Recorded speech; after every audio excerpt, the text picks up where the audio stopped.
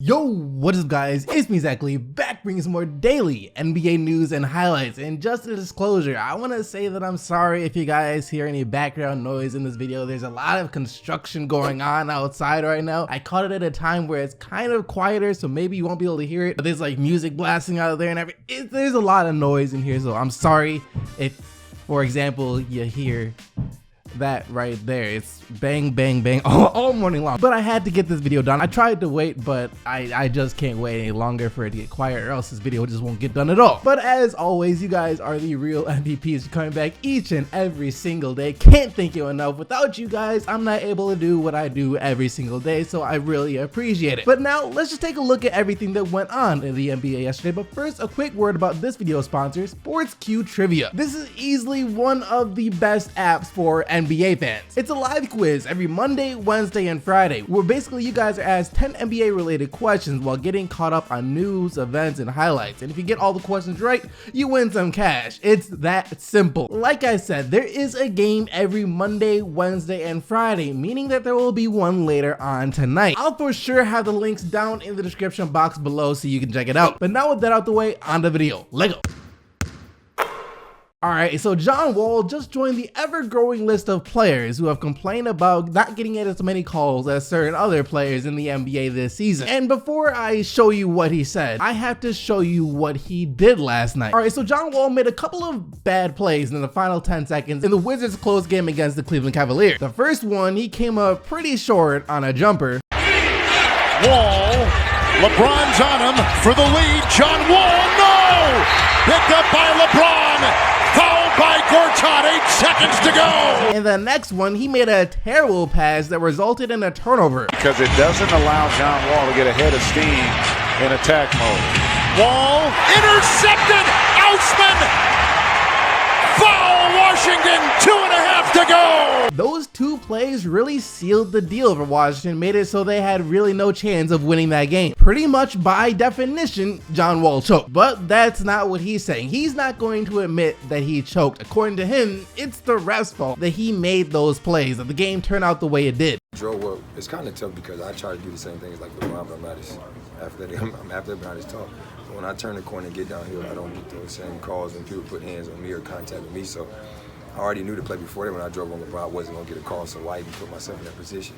This is a terrible excuse, John Wall. I'm not sure exactly what it is that you thought happened on the first play, like when you said that we would see something on that play, because I've watched that play plenty of times and I don't see how LeBron James fouled you, because I don't see where you were supposed to have been fouled on the first shot you took before you passed it. He made it seem like he was hacked hard on the play, didn't get a call, so next time he was like, you know what, I ain't going to shoot because the same thing's going to happen. I'm not going to get a call, so I'm going to kick it out. That's not what it looked like happened. It looked like you missed a shot and then you just made a bad pass. That's not just what it looked like, that's what happened. And also, to say that you weren't going to shoot because you knew you weren't going to get a call because you're not like LeBron James is an excuse. And to be the leader of a team making excuses like this, it's not good. You can't be a good leader if after the game you can't own up to your mistakes. Be like, you know what, my bad, this one's on me. I missed that shot and then I made a bad pass. That's all you have to say because that's all that happened. Don't make up some excuse about I'm not LeBron James, so I'm not gonna get calls like that. If that was the case,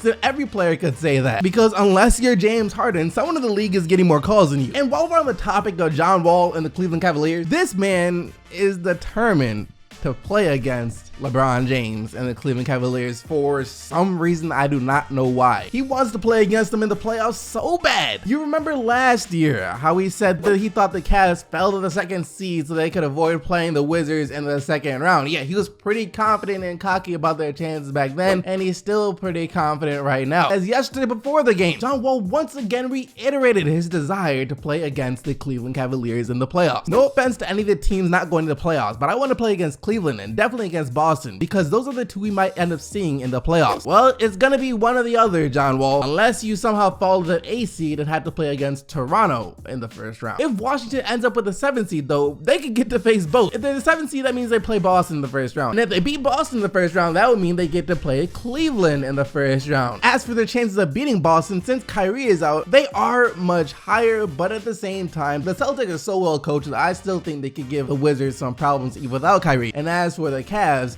if the Wizards do match up with the Cavs in the first or second round of the playoffs, well, John Wall, you'll finally get your wish. You'll finally be able to play against LeBron James and the Cleveland Cavaliers.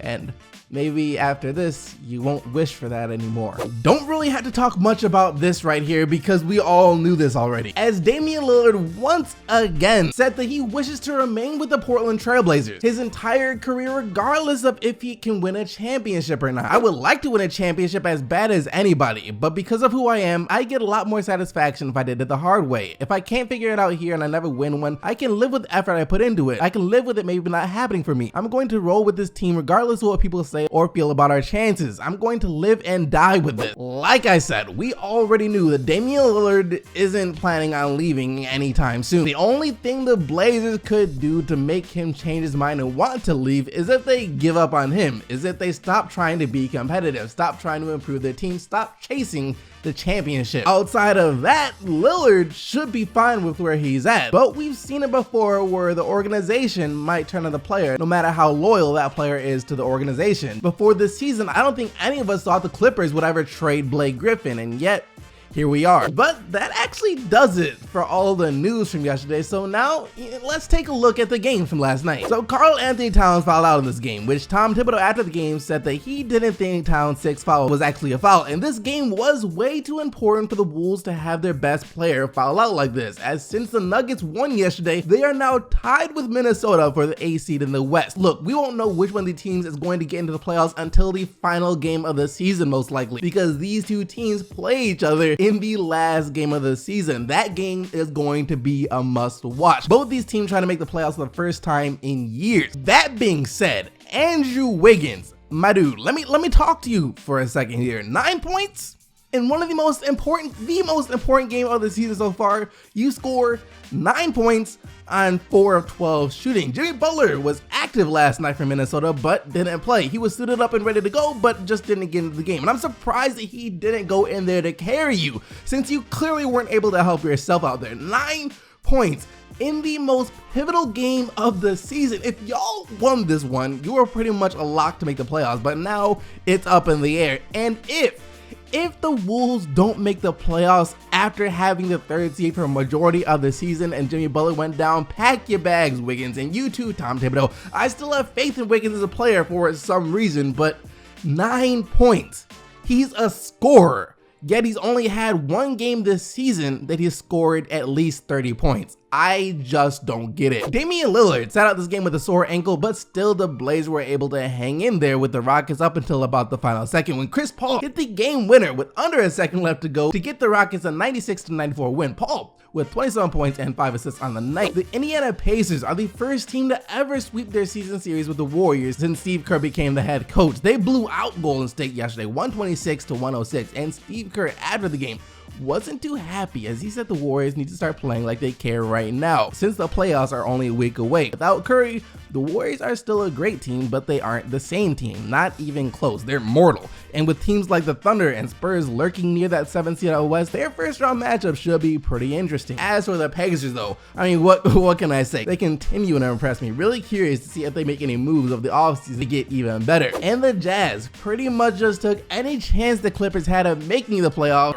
right away from them. And they didn't even give them a chance in this game. Blew them clean out the water, as it looks like they're going to be able to secure the 4th seed in the West. I believe they just need one more win and it's theirs. 117-95 the final score. Still can't get over the fact that the Jazz are the 4th seed in the Western Conference. I mean, no one saw this coming. Looks like the Bucks are about to get their rematch with the Raptors in the first round. Things got pretty intense in that playoff series last year, so that is going to be one of, if not the best first round matchup in the East this year. Unless the Wizards get to take on the Cavs, that would be pretty interesting just because of all the trash John Wall talk. The Bucks lost to the Nets yesterday to hold on to the 8th seed, 119-111. D'Lo with 22 and Allen Crabbe had 25. And that wraps up all the action from last night. Hope you guys enjoyed the video. If you did, be sure to smack that like button and subscribe to the channel so you don't miss out on more daily NBA videos. Remember to vote for the player of the day, but also remember the only players whose team won are eligible to win player of the day. And yesterday, that player was Kyle Kuzma with his 30 points and 7 rebounds. Thank you once again for watching. I'll see all of you right back here tomorrow, but until then, I'm out of here.